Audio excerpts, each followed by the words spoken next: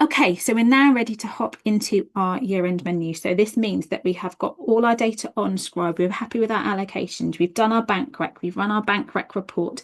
We've confirmed whether or not it is correct to have unpresented items. We're happy with our reserve balance. We've checked our VAT position and it is correct. We're ready to go into year-end.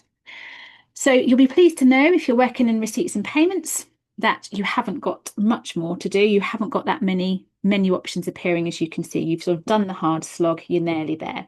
Okay, so the first menu option to take a look at is your receipts and payments account. So this will give you basically a summary of the ins and outs, a bit like a sort of simplistic trial balance of where you are. If you have reconciled the bank and if you checked your coding allocations on the detailed cost centre report, which again is something we talk about in the getting ready for year end session, none of this should be a surprise. It should just be a review of the allocations from all the data that you've entered into Scribe this year and the code that it appears against. This is your opening bank position. You'll recognise some of the values, the precept, etc. And you can just scroll through there. And at the bottom, we've got our closing VAT position, which again, you may remember from what we just looked at.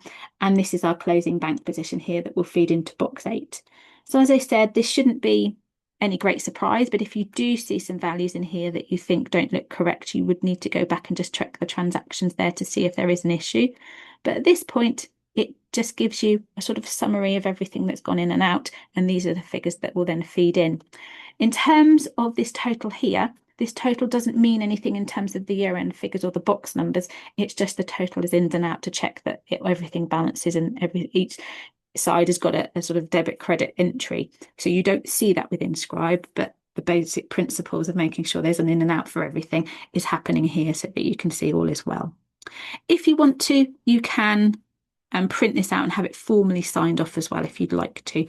If you can choose whether you show that and also the zero value code as well if you wish, if you'd like to use that as sort of a formal report.